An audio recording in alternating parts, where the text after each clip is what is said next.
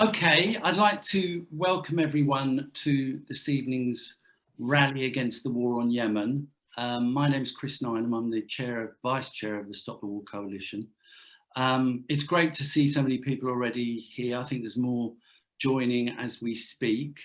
I think it'll be a big meeting with a big audience, and it's obviously a very important meeting. It's taking place exactly 6 years since the start of the war, since the Saudis launched their murderous assault on Yemen with the full support of the US and of the UK. At least 250,000 people have died since then as a direct result of the war and the blockade. And unfortunately, there is no let up on this 6th anniversary. We have a great lineup of speakers tonight, and I think it's important to say this is not just about marking the anniversary and remembering the dead. It's also about trying to understand the situation, but also strengthen what is a growing international movement against this war. And in particular, this is about maximising pressure on our own government to end their collusion in the carnage on Yemen, because the British government is now the main supporter in the West, the biggest backer in the West of this disastrous military intervention. So I'll be suggesting during the meeting various things that people can do to help that campaign and to be part of it. I no doubt some of the speakers will as well. And this is a rally, but we do welcome any suggestions that people have about things we can do to campaign or points people want to make, and they can put them in the chat. But also questions. If you want any of the panelists to address particular questions, then put them in immediately as soon as you can, and I'll try and get the speakers to answer any questions as they do their introductions. We're expecting the meeting to last till about 7:15. So thanks very much to all of you for coming. I'm going to introduce the speakers one by one.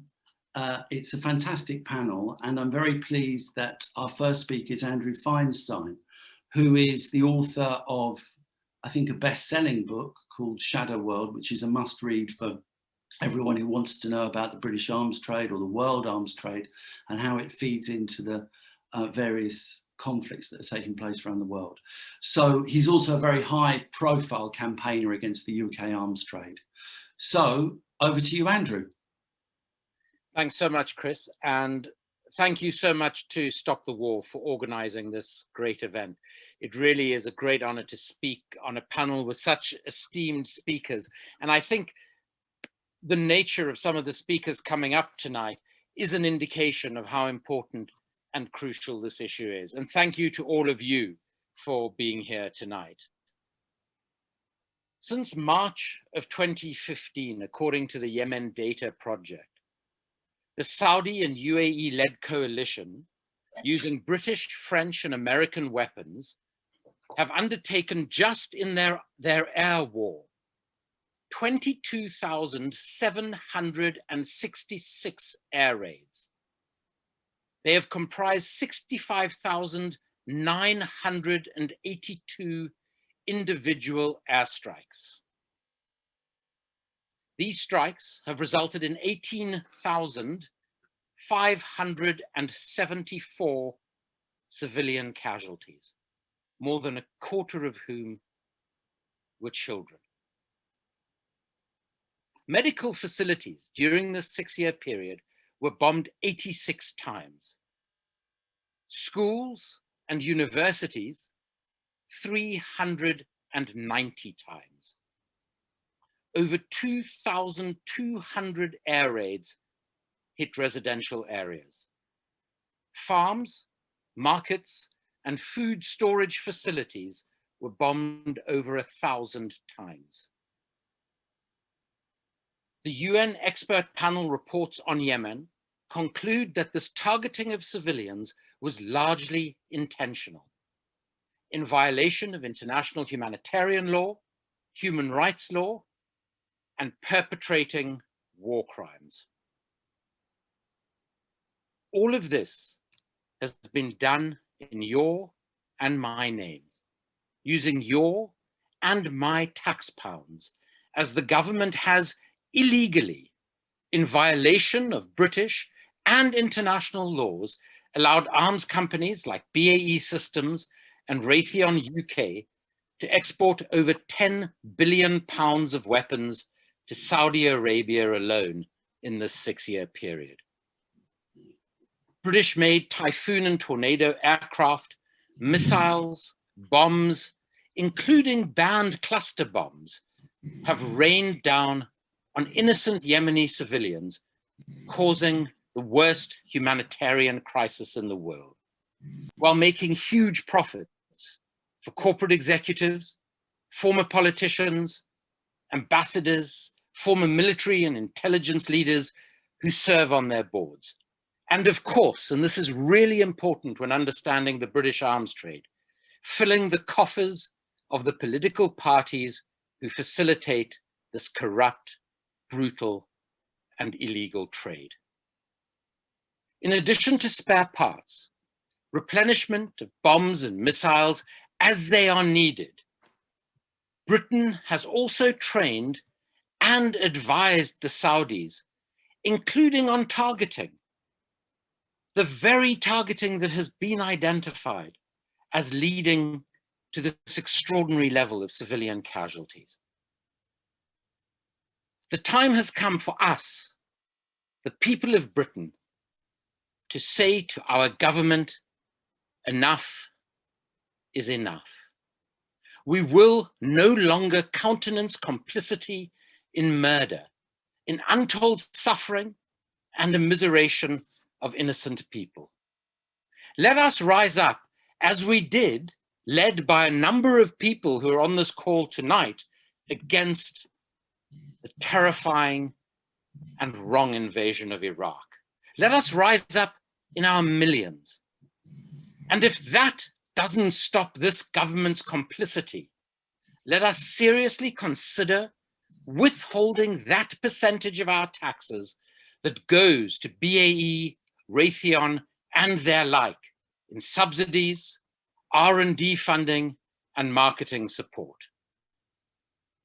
Let us all tonight, as we commemorate those who have died over the past appalling 6 years, let us say that we will no longer be a part of a British arms trade that counts its profits in billions and its costs in innocent human lives. Thanks, Chris. Thanks very much, Andrew. Our next speaker is Kate Hudson. Kate is one of the most prominent campaigners for peace. Thank you. Kate is one of the most prominent campaigners in Britain against the wars that our government has taken us into over the last 2 decades. She's actually one of the leaders of the anti-war movement. She's General Secretary of CND, and I'll hand over to her now. Kate, to take the floor. Thanks very much indeed, Chris. And can I echo Andrew's thanks to Stop the War he made at the beginning of his contribution. It's great to have worked with Stop the War really since its foundation, and also pay tribute to the work you did, as Andrew mentioned, against the war on Iraq. So, of course, 6 years of British-backed killing in Yemen as well. We've seen this before across the globe, but this is such a terrible humanitarian catastrophe. It couldn't be more important to stop British support for this murderous war. The government, as we know, continues to supply the Saudis with the bombs and fighter planes used in the killing, and it refuses to condemn or even criticise the war. Now, over the last couple of weeks, we've had a series of government strategies published around foreign and defence policy, so kind of an unprecedented number and scope, actually, of foreign and defence policy reviews and strategies. And they're much more far-reaching in scope than they usually are. This time, defence and foreign policy also includes development. The headlines will be well known to most of you, I think. They've been reducing the international aid budget from 0.7% of GDP to 0.5%. They've been increasing the nuclear arsenal by over 40% and spending vast amounts of money on the military. So when we're under attack from the pandemic, we're facing a huge climate catastrophe, the government has actually increased GDP spending on so-called defence to 2.2% and is including more than £85 billion over the next 4 years in equipment and so-called support. So as the review was talking about global Britain, you know, this was Boris Johnson's great big strap line when he was talking about this new review, talking about global Britain, I thought, well, will there be a reference to Yemen? So I had a look through the entire document, over 100 pages, and there was one single reference to Yemen in the section entitled UK in the World, which stated the UK will continue working towards durable political solutions in Yemen and Libya. I mean, it's just beyond belief when Britain has done so much to destroy lives and the whole fabric of society in both of those countries that it can claim to be working towards political solutions. And it's outrageous that the government gets away with lies on this scale.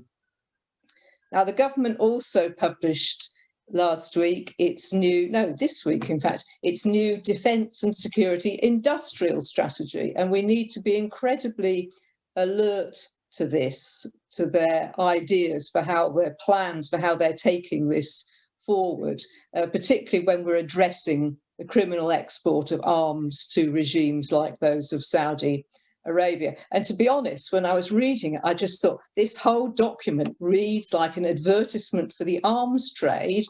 And it's basically a new strategy for boosting arms production and exports, giving it a lovely gloss about developing British industry and so on. In fact, it talks about the arms production sector as though it's the basis for post-Brexit economic development and economic prosperity. It talks about it leading to more jobs, supporting more small businesses, you know, really lovely, friendly economic development for small businesses. And it actually talks about arms production as playing a huge role in levelling up British society. You know, that's one of Johnson's election slogans. You have to level up, you know, bring the kind of poorest up. Well, it's going to rely on arms production to do that levelling up. So his vision of global Britain is based on weapons and arms exports. And again, looking at the document, I could find no reference whatsoever to international law or any ethical requirements at all. And in the strategy, there's also a big boost for the so-called security sector, producing goods and services, not only for government, but for private sector customers. So I thought, well, what is the security sector? You know, you hear these things spoken about. What is it? Well, they actually listed the products, things like cyber security, policing, counter-terrorism, major event and border security, and offender management. I mean, for God's sake, I mean, and it's a very long list. In other words, this so-called security is actually the machinery and apparatus of repression for sale and use, not only here, but internationally. I mean, it's just a complete disgrace. So what is the likelihood of seeing our government choose to change its policies on arms sales to oppressive regimes, waging war or repression on civilians? I would say it's pretty much zero. In fact, the defence industrial strategy is all about increasing those sales to boost the UK economy.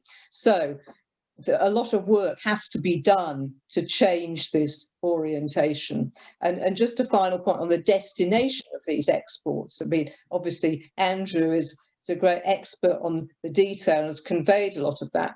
but it really struck me in reading the review, the reports that the defence sector, quotes, has been extremely reliant on the sales of air platforms to the Middle East. Well, what is an air platform in normal words? Well, of course, it's planes, bombers, fighters, everything, you know, everything military that is in the air. And they say 60% of defence exports over the last decade have been these so-called air platforms to the Middle East. I mean, something needs to be done about the terminology that the government gets away with using when it's actually talking about weapons of death. So just a couple of ideas about what we can be doing. Obviously stepping up opposition, but not only with the government, but I think there's a huge job of work to be done across the trade union movement, which have members in the sector. And we know that some trade unions, you know, defend the so-called defence sector because it's good jobs and so on. But I think that the case for defence diversification, you know, diversifying industry away from weapons, it's a militant demand and it's an absolutely crucial demand, and it has to be made and it has to be won. So there's huge work there. And also finally, Chris, stepping up work against the arms fairs that are coming up. Over the past couple of years, we had some success in stopping those arms fairs. Now we need to double down on those because we're hearing more news about them coming up again in the months ahead. So thanks very much indeed.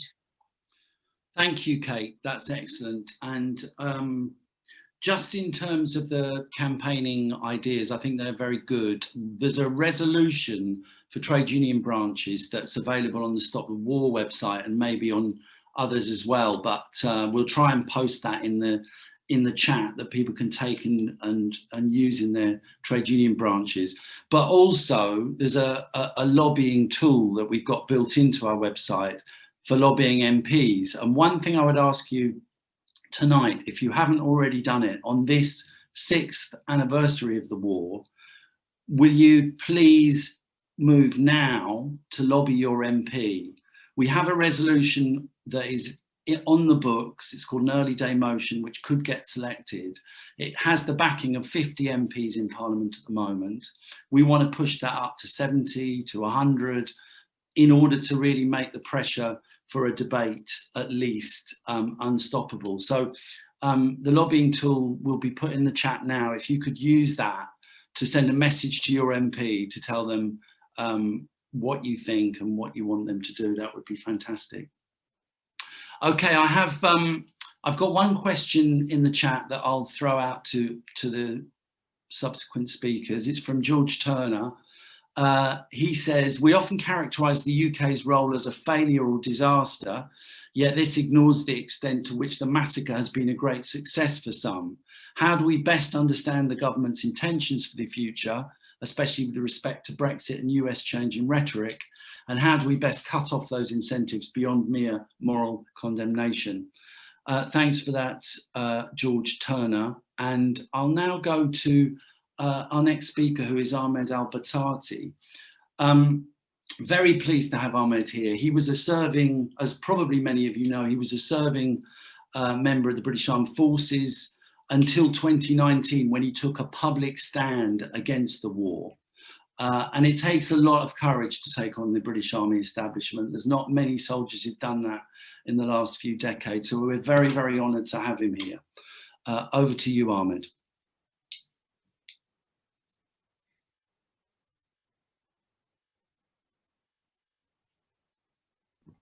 Sorry, I just unmuted. Thank you for having me. Honestly, it's a pleasure to be here speaking again. Recent events have taught us the true colours of our government. Not only have they cut the aid by almost 60%, even though they were the reason why Yemen needs aid in the first place, but they have also increased their nuclear capacity and pumped billions of pounds into the military industry. If you didn't know where the government's priorities lie, now we know. I've never seen such hypocrisy when Boris Johnson before he became Prime Minister, came out to say that he was truly saddened by the war in Yemen, and that, in his words, Saudi Arabia were puppeteering and playing proxy wars. And also in his words, I think he used the word, it was a tragedy to see. Obviously, the Prime Minister at the time then came out to say that Boris Johnson does not speak on behalf of the government and that they don't share the same views. It's funny how power can change a person's morals or their opinions. I'm not the greatest of speakers. I'm not a politician or an author or even a motivational speaker for that matter. But I speak from the heart as a migrant that came to this country at the age of 5, because my family was struggling to make ends meet. And my mother always tells me how there was multiple occasions where we could have fell short and things could have played not in our favor. But alhamdulillah, it did. But what truly haunts me is that I could have easily stayed in Yemen and being one of 24 million people that are suffering currently. And I'm glad it haunts me, because it gives me the hunger to keep on fighting. And excuse me if I sound a bit too critical or harsh when I say this, but I wish I could say what we was doing is enough. I wish I could say that caring is enough. I wish retweeting and hashtagging Save Yemen is enough, but it's not. I heard a great quote from Malcolm X, and he said, if a person stabs me in the back and it goes in 6 inches and you try to help by pulling out 3 inches, am I still in pain? Am I still hurting? Is it time to celebrate and praise everyone? No. If you pull it out 6 inches, does it make a difference? Actually, you probably left me in a worse state with an open wound. Is it time to celebrate then? No. My point is that until the wound is healed, then we can start to praise our work. And as long as Yemen is at war, we are still bleeding. And with that being said, we need to do more. We need to come up with creative ideas and to force ourselves to be heard. We need to give Yemen the attention it deserves and the time and the sacrifice, because the minute we get complacent or distracted is the time the Tory government feel free to do as they please. So please do what you can, follow the steps of what you can do. You know, Stop the War Coalition are doing a great job. Follow their steps into raising awareness about Yemen, and that's how I will end it. Thank you for having me on here again. Like I said, it's an honor, honestly. And if you would like to follow our page, Stand for Justice on Instagram, we are always looking for activists to start up projects and volunteers to help. So thank you. Thanks very much, Ahmed. And you may not realize it, but you actually are a very inspirational speaker. We're very pleased to have had you on today. So one thing I wanted to mention was that there are events and protests going on all around the world today over the issue of Yemen. I've just been looking at some of the events in the US and Canada, and there's at least 6 different things that have happened either yesterday or today in Canada. There's a protest today in New York, there's one in Boston, and there was one yesterday in San Francisco, and there's other news coming in. And I think one of the things that's been heartening in what is in general a very depressing picture is that there is now a global movement beginning to coalesce against the war in Yemen. And I think it's a movement that has had some impact. And certainly I think that public opinion has at least created a situation where the President of the United States has had to say that he wants to stop US support for the war, even if the devil is in fact in the detail of policy. So, you know, I think there is scope for a movement that can make a real difference here. So thanks very much, Ahmed. And I'm now very pleased to welcome Peter Oborne as our next speaker.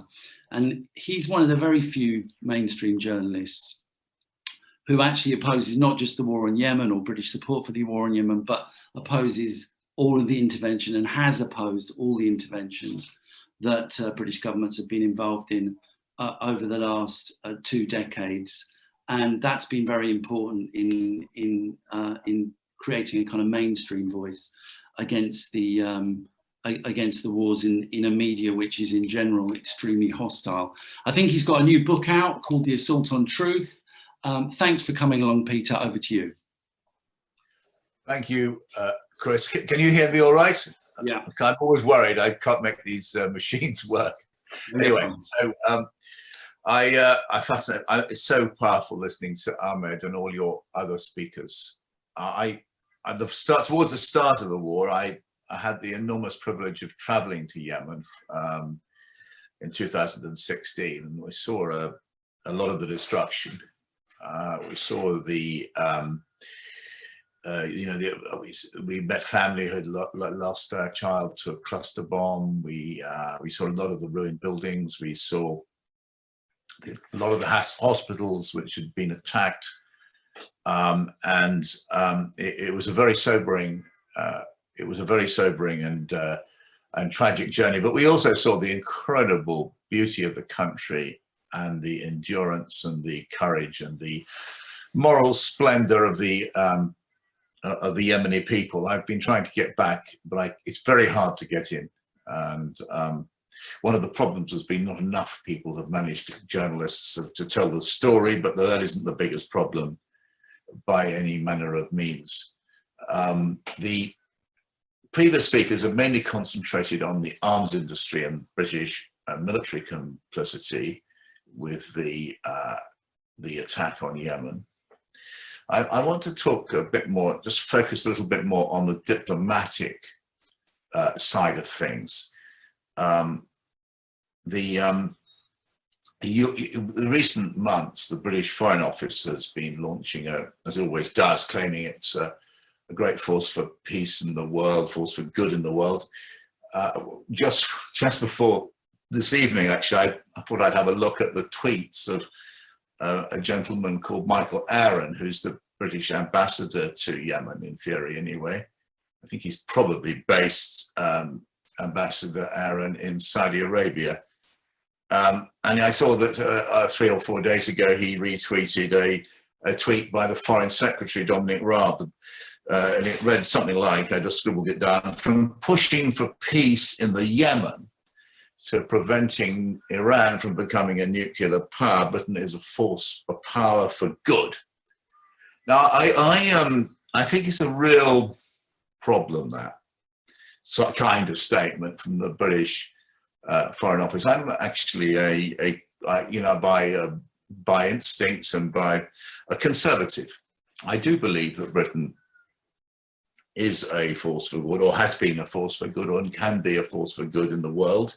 And you can point to many instances of that. But the fact of the matter, the terrible truth of the matter is that our role in the Yemen conflict has been a matter of utter national shame. And to go around claiming that we're a power for good in the world and having the audacity to point to Yemen as an example of this, the British Foreign Office has clearly gone very wrong. And I think that we do need to highlight the blatant hypocrisy and sheer cynicism of Foreign Secretary Raab and his Middle East minister called Cleverly in this area, and hold them to, and of course Boris Johnson, who, let's not forget, was Foreign Secretary towards the start of this terrible conflict. and didn't lift a finger. Worth remembering, Britain is pen holder at the United Nations and as part of our role on the Security Council. That means we play a very serious role in monitoring policy, in creating policy. We can shape it, and we've abused that role in Britain, and I think we should be held to account for that. We actually blocked a Dutch initiative. I think we did this when Johnson was Foreign Secretary, to have an independent investigation into alleged Saudi war crimes. That's unforgivable. That is not spreading good around the world. I looked at Mr. Aaron. I think the kind of double standard is so grotesque. You know, we condemn, rightly so in many cases, other countries for moral barbarism. We're now, for instance, putting sanctions on Myanmar. I noticed, by the way, that it was only when there was a coup d'etat sponsored, perhaps, if you read the papers, I'm not sure, with the support of China against a British-backed leader, but we didn't, when there was a genocide in Myanmar in 2017, wasn't it, August, the British actually defended the Myanmar government when the genocide was going on. Mark Field, the Foreign Office Minister, actually, because they were a British ally, now we have no moral locus to impose sanctions on Myanmar, while we are permitting and complicit in the horror in the Yemen. In fact, I would have thought that if we weren't a member of the Security Council, there would be quite a strong argument for imposing sanctions on Britain for our role in arming and then supporting and providing know-how and targeting to the Saudi air assault on the Yemen. I'm going back to Ambassador Aaron. If you look at his Twitter feed, you will see endless attacks or criticisms of the Houthis. And by the way, the Houthis are not beyond criticism by any manner of means. When I had a short search, I couldn't find a single criticism of the Saudi government. That is not fair. I do think, Chris, you've pointed out to one or two reasons for help, quite rightly so, the international pressure from the trade union movement and from activists globally. Ahmed pointed to that, offered us opportunities to join in. But I think there is another. But Joe Biden in the United States has made some. We mustn't get too excited about it. We can't forget that he was vice president when Obama gave full-blooded American support for the Saudi attack. We can't forget that Samantha Power was then the UN ambassador to the United Nations.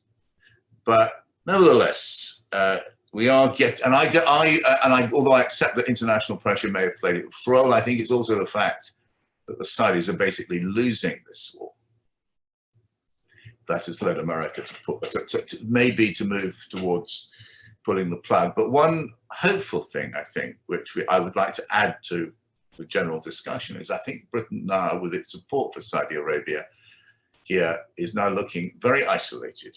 And there was no reaction from the British Foreign Office to the statement from Joe Biden, no reaction from Britain. So we are looking, we are looking more and more like an international pariah when it comes to the global coalition of support, the amoral, cynical, barbaric global coalition of support for the Saudi barbarism in Yemen.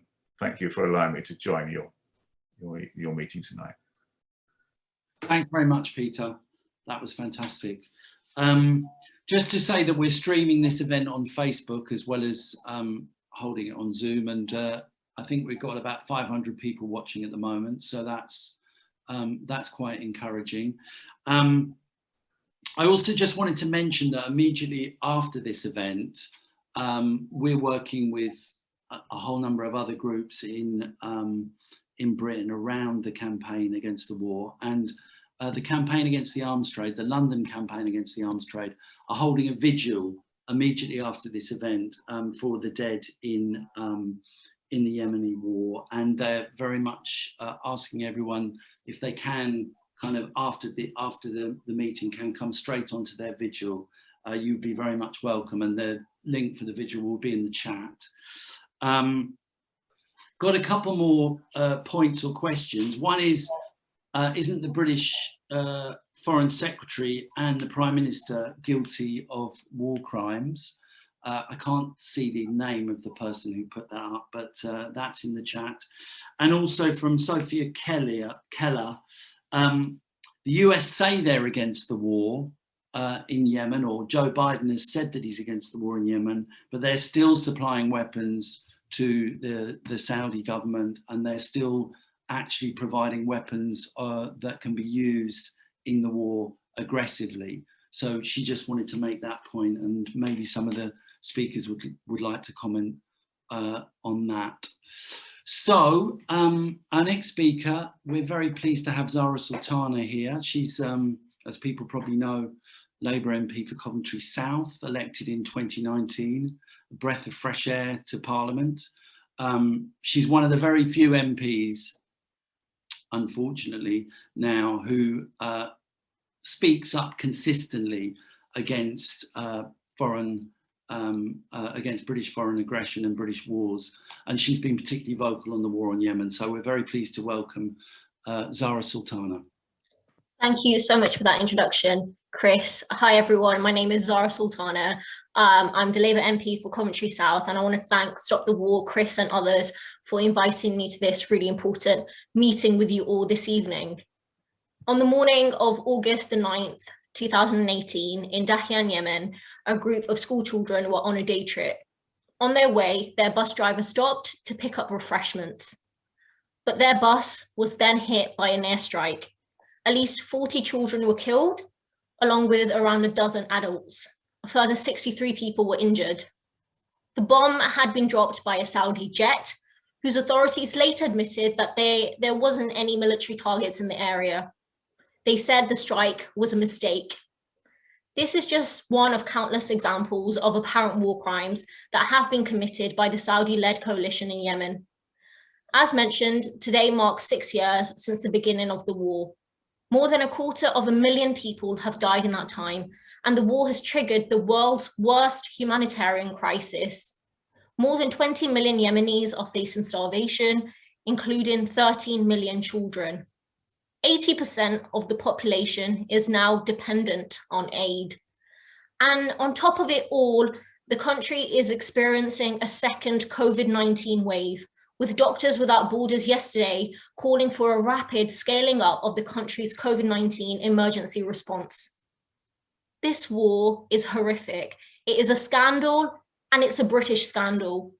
As an expert on the war has observed, bombs supplied by Britain are dropped by planes built by Britain, are flown by pilots trained by Britain, and kept in the sky with British maintenance. The war and the humanitarian crisis we speak of in Yemen wouldn't be happening as it is without British support. Since the war began, the UK government has issued arms export licenses worth at least £6.8 billion to the Saudis. Figures revealed in a response that I put down as a parliamentary written question last summer show that between 2015 and 2020, the Ministry of Defence has recorded 516 known instances of alleged breaches of international law. That's around 2 war crimes every week. And yet last summer, the Conservatives decided that these violations weren't systematic in spite of their repeated, consistent occurrence. And so it resumed granting export licenses to the Saudis. And since then, £1.4 billion more in arms sales have been authorised by this Conservative government. This is a humanitarian scandal and it should be leading the front pages of our newspapers day in and day out. But instead, we find that this government is allowed to get away with murder. In Parliament earlier this month, the Minister for the Middle East and North Africa, James Cleverly, who's been already mentioned a few times on this call, had the audacity to claim that he was improving the conditions of Yemenis and that it was a priority for the government. And that's a quote from him. In spite of the fact that that week, the government decided to slash aid to Yemen by more than 50%. That has been condemned as a death sentence by the UN Secretary General. And they continue to license billions of pounds worth of weapons and arms sales to the Saudis. The duplicity is astounding. And in response to the question I put regarding the hypocrisy, he made out that Saudi Arabia is the victim in all of this and they are merely defending themselves. And he said that the aim was actually to bring about the end to the conflict. That truly baffles me, because if that really was the aim, it's clear what action the government would be taking. Earlier this year, human rights campaigners pressurized the Italian government to seize arms sales to the Saudis. The Biden administration has issued a temporary pause on sales for use in the war. The government in our country has refused to follow suit and is now the West's biggest backer of the war. When even US foreign policy shames Britain, you know how bad things are. The Conservatives like to boast about Britain's role on the world stage. They claim that the UK is a champion of justice and democracy across the globe. Their record in Yemen is just a latest example of what a cruel joke that really is. Far from promoting human rights, they are contributing to one of the world's most horrific wars and humanitarian catastrophes of recent times. An alliance with Saudi Arabia and deference to arms dealers' profits has been put above the lives of Yemeni people. Today, as we mark 6 years since the war began, we must continue raising our voices, demanding that the UK ends its critical support for the war. The arms sales, the military assistance, and the diplomatic support must end. And instead of promoting war and imperialism, the UK must stand up for justice and peace on the world stage. That's what I'm fighting for in Parliament, alongside Jeremy, John, and comrades in the Socialist Campaign Group. And that's what I'll keep fighting for. Solidarity, and thank you for having me. Thanks very much, Zara. That was fantastic. Great to have you here. And we've had another question, which is, why is Labour not being more forceful in its condemnation of the arms trade? I think that's the only other. Well, there's also a question about the trade unions, why the trade unions being slow in taking some of these things up, which I think Kate raised. But I'll move on now to our next speaker, who is Lindsey German, the convener of the Stop the War Coalition. Many of you will know her. She's a tireless campaigner against war, but in the midst of all our campaigning, she's actually just co-written an important new pamphlet called No More Blair Wars, which is precisely challenging the current Labour leadership's drift back to a kind of interventionist foreign policy. So maybe we could have the link to that put in the chat as well. And I'll welcome Lindsey German. Thanks very much, Chris, and thanks to all the previous speakers who've made so many important and excellent points about the war.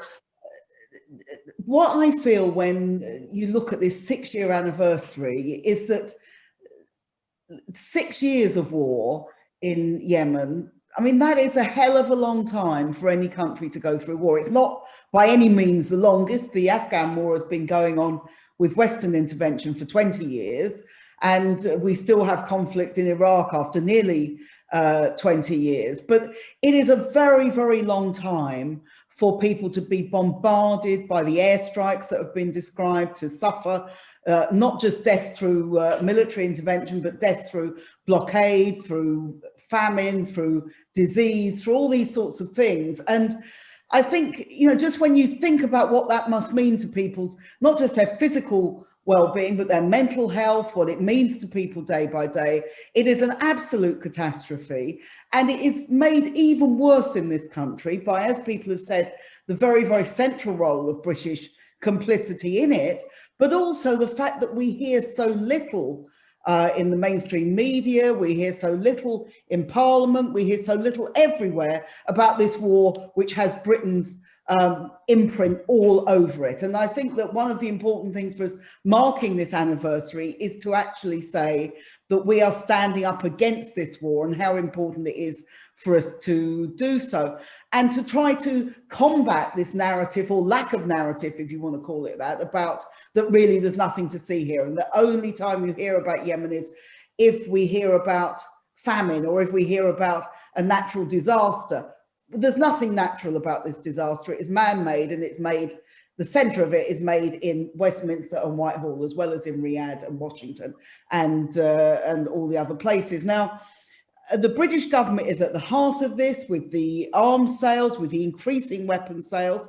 But again, as previous speakers have said, even Joe Biden, and let's not get too excited for the reasons that people have said, the caveats that people have said, but even the US government, which doesn't normally distance itself from wars that it is backing, it doesn't normally take this kind of approach, but has said it is withdrawing support for the war. Now, however sceptical we should be about that, and I think we should be quite sceptical about it for the reasons that people have said, this is something that Boris Johnson and Dominic Raab have not felt that they're able to do. And that is an important point for us. And I think we need to ask, why is that the case? I think there's probably, let's just say, three reasons. The first is the undying support for the Saudis, which means that even when you have a report which shows the complicity of Mohammed bin Salman in the killing of Khashoggi, nothing happens, nothing goes on, everything carries on as normal.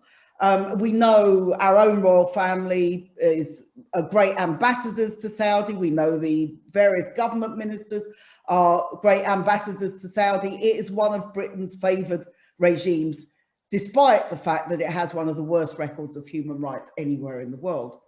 The second reason, I think, is tied in with the whole imperialist intervention we've seen in the Middle East over recent decades, but obviously going much further back. I mean, I'm old enough to remember actually when there was a war in Aden with the British, as the British were withdrawing east of Suez. So Britain's been very much involved in Yemen, going right back to that time. But we know that the disastrous intervention in Iraq, the other interventions that have taken place, the determination to build up a conflict with Iran in particular, is one of the things that is driving this war. And then, of course, there's the growing militarism in Britain, as Britain as a power sees itself less and less on the centre stage of world politics. It depends more and more on its military, on its arms sales, on its increase in nuclear weapons that Kate referred to.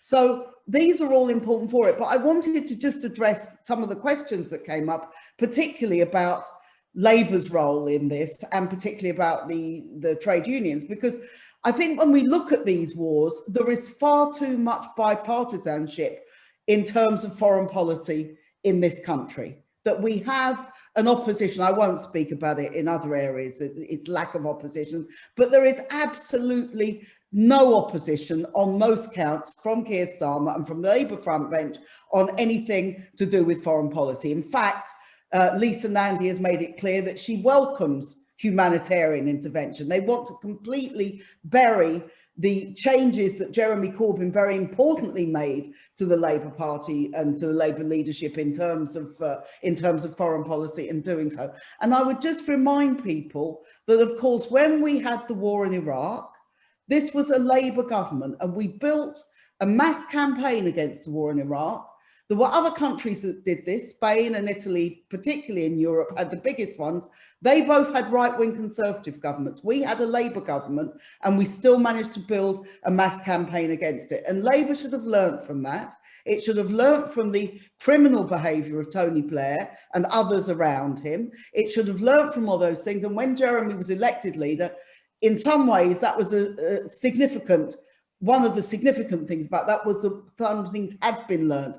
Now they're trying to roll that all back. So I think it's extremely important that we say we are not going to go along with this agenda, the increased emphasis on arms, the increased military spending, 23 billion extra on top of normal military spending, which is going on, and that we're going to fight and campaign to do things. So I guess that I must have come towards the end of my 7 minutes, or maybe gone past it by the look on Chris's face. So just to conclude, I think we have to do everything that we can to put this war on the centre of the agenda of British politics, to make sure that it's something we campaign around, and to make sure this is not an issue that we can allow the government and the politicians to just ignore in the way they would have ignored Iraq, try to ignore Afghanistan again. Our job as Stop the War is to make sure these wars are at the centre of British political life, and to make sure we campaign against them.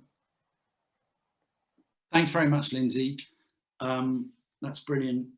So a couple of other comments in the chat, or questions, actually comments, just people, Jim Roach and one or two other people emphasising the importance of the blockade as being part of the general campaign that is causing, led by the Saudis, that is causing so much misery and destruction in Yemen, and how that has to be a central part of the campaign as well. Also, someone saying, can't we just stand outside number 10 every day from now on, just demanding this war should end? Now, we'd like to be in a position where we could call protests, and hopefully, there's no guarantee given this government's incompetence, but hopefully we'll be in a position in the next few weeks or months to be getting out onto the streets again. I think that's something that a lot of people will be looking forward to, and certainly we will be doing something around this issue when that time comes. But in the meantime, there's a number of things that have been suggested that people can do. An extra one that hasn't been mentioned is you can actually organise, and apparently some people are organising, kind of group lobbies of your MP, which I'm sure that they may not be particularly keen on, but nevertheless, this is something this is a thing. You can write to your MP and say, a group of us want to come and see you on Zoom to discuss the whole issue of Yemen. Can you give us a time when we can do that? And I guess that would be quite a good thing to do. I think that would be a way of kind of increasing the pressure. It would also be a way of getting the activists together in your area to be part of the campaign in an active way in these difficult times of lockdown. So that's just another idea.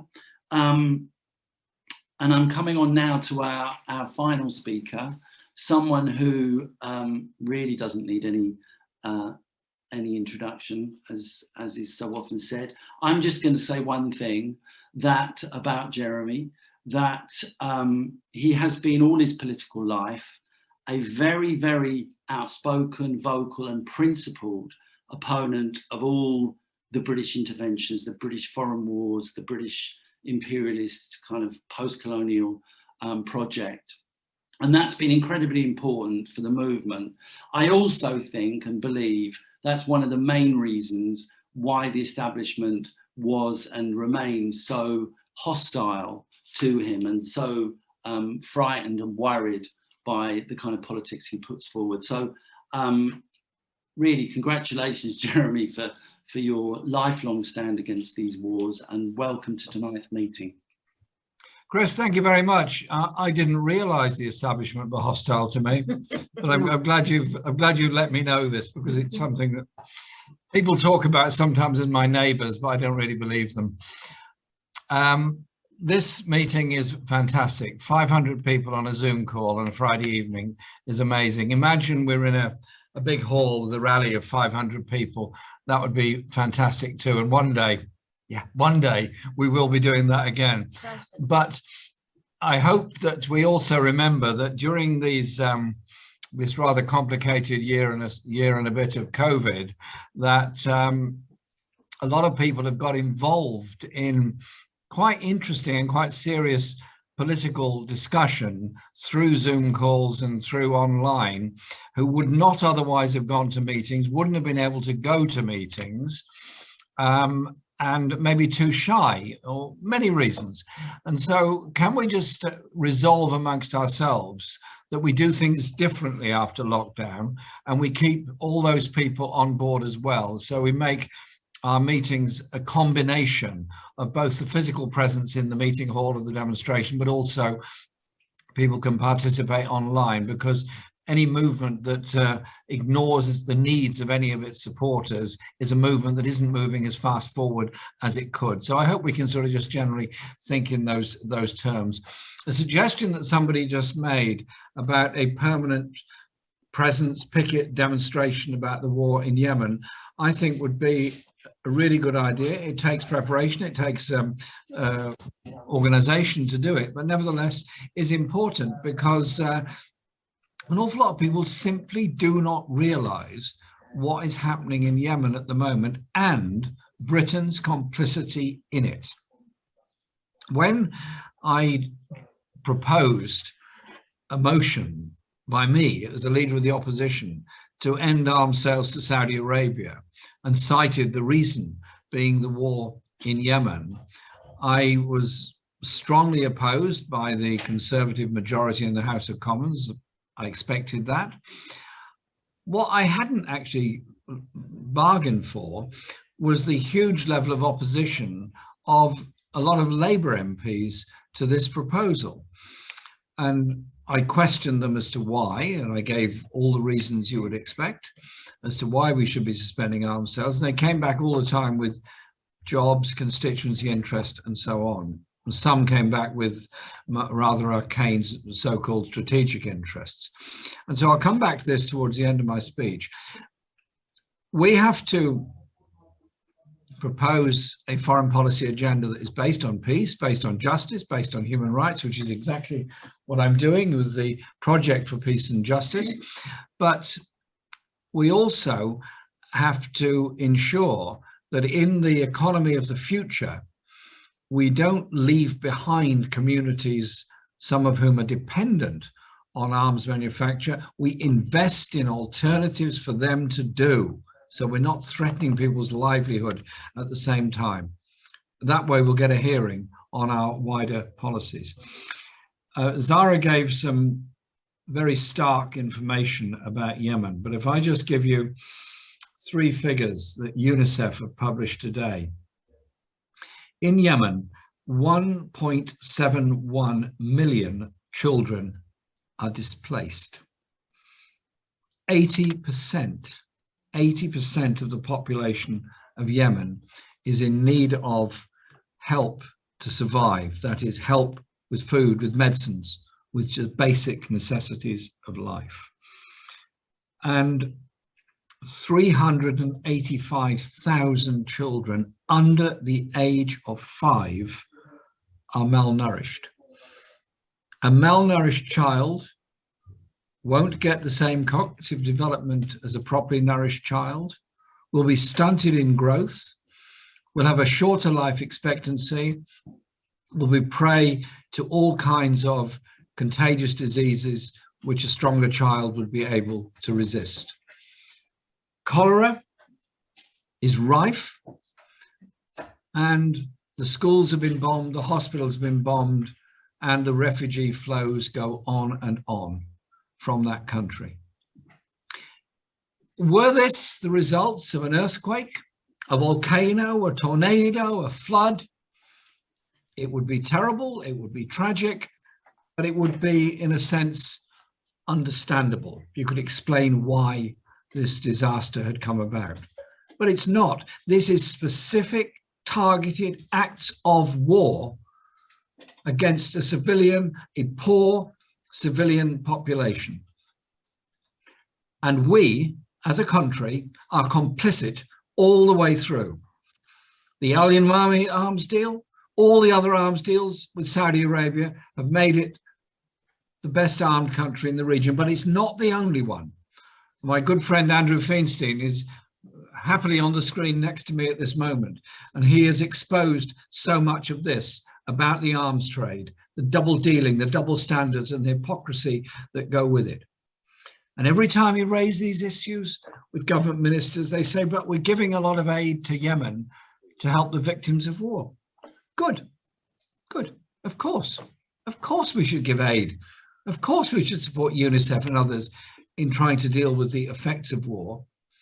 But it's a pretty weird form of assistance when we're causing a destruction in the first place, to then say we will give aid to help people get through as victims of this particular war.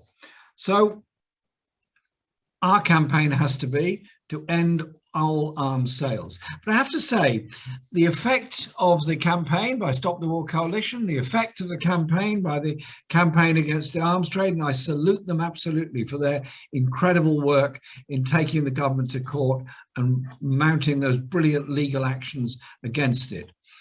They've had more effect, frankly, than many of the actions that have been taken in Parliament on this. And the power of lobby by humanitarian and peace organizations in the USA has also had a big effect. So we now have this, to me, I think unprecedented in my lifetime situation, when a US administration is behaving better than the administration in this country for many rather complex reasons in Yemen. But that is good.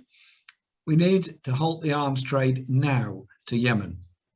And I hope we can unite around that and continue this campaign.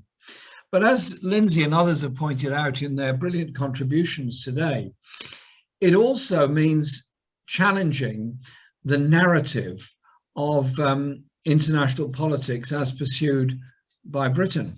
Because what I see is a build-up to conflict with Iran. What I see is a build-up to conflict with China. What I see is a build-up to conflict with Russia. Now, there is probably no country in the world that is completely free of deficiencies where human rights are concerned. The three that I've mentioned, no doubt, and I'm very well aware of it, do have serious deficiencies on the human rights record. You're not going to solve human rights problems by arming to the teeth against them and threatening to go to war. None of us who founded Stop the War Coalition in 2001 were unaware of the issues going on in Afghanistan, or unaware a year or two later of the human rights abuses in Iraq. Our whole point was wars will not solve these issues. It is a question of the movements for peace, for justice, and for human rights that will bring about those changes. And so the security review that the British government has just announced and published is the most bizarre document. I read it through, and it was written in such a strange way, and jumped from subject to subject and made wild assertions all over the place. I now believe it to be a totally authentic production by our Prime Minister on behalf of the British government. It's so bizarre, so illogical, he must have written it personally.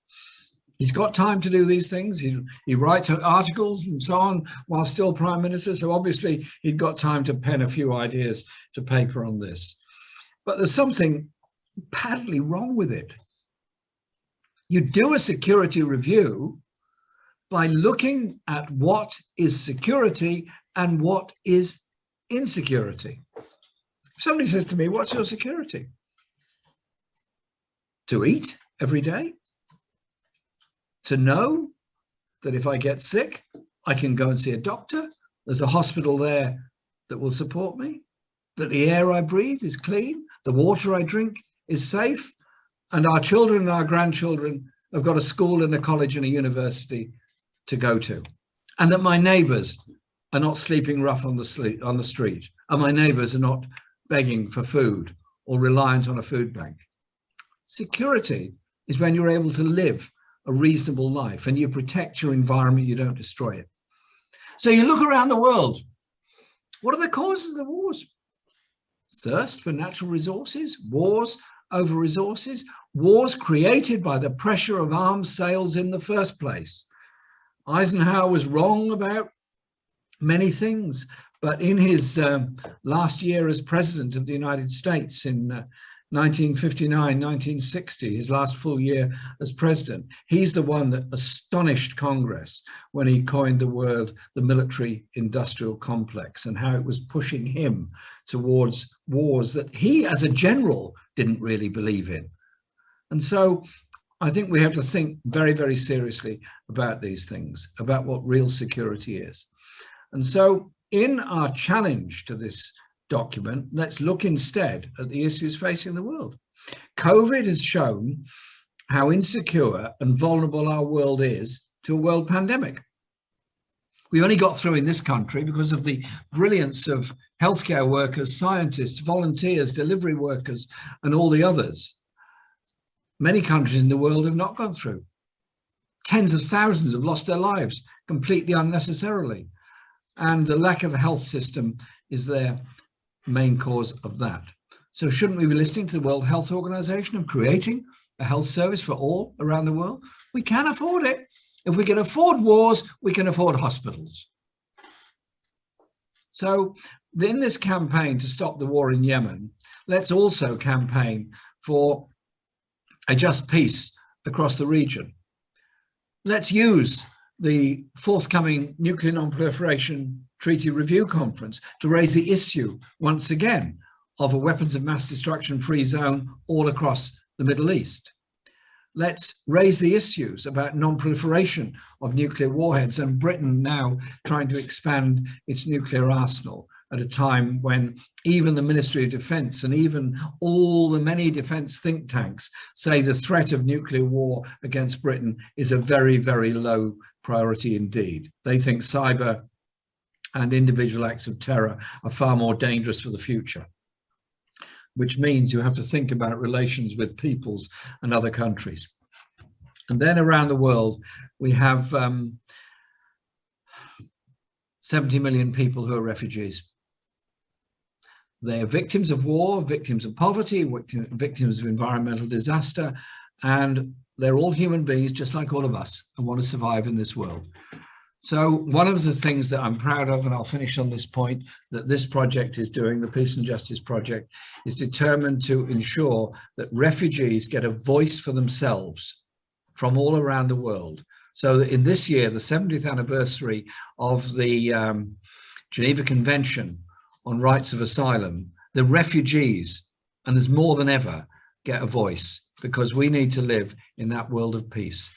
And we need to challenge an economic model that's based on war and ensure there's the investment there. So all that brilliance that's in the armed forces, that's in the defense industry, can be used to deal with the real problems of this world, which are environmental, inequality, injustice, and poverty. The war in Yemen is a disgrace, and it's a disgrace on this country, on the United States, and all those that knowingly, corruptly arm Saudi Arabia, knowing full well what the consequences of that are going to be.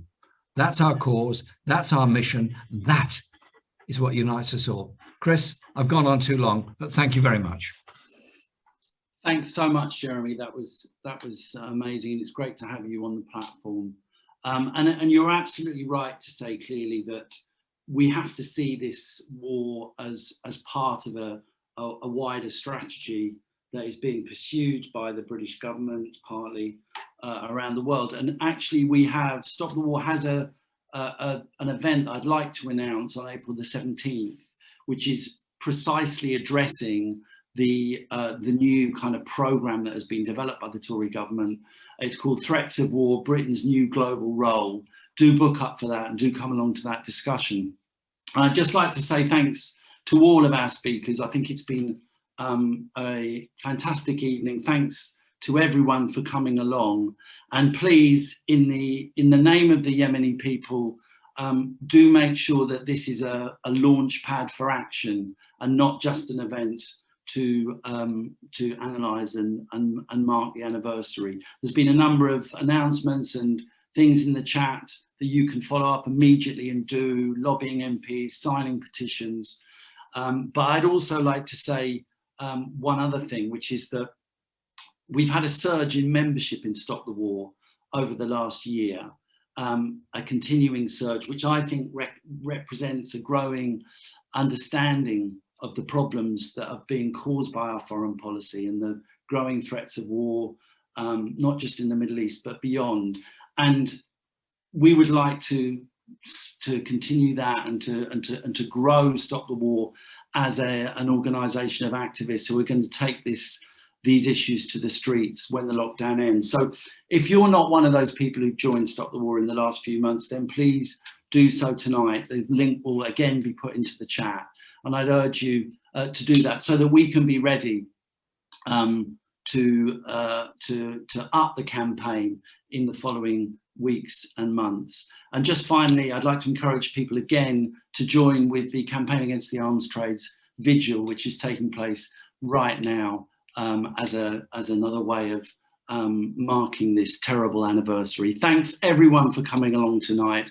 Please get involved. This is a war that we can all end. Good night. You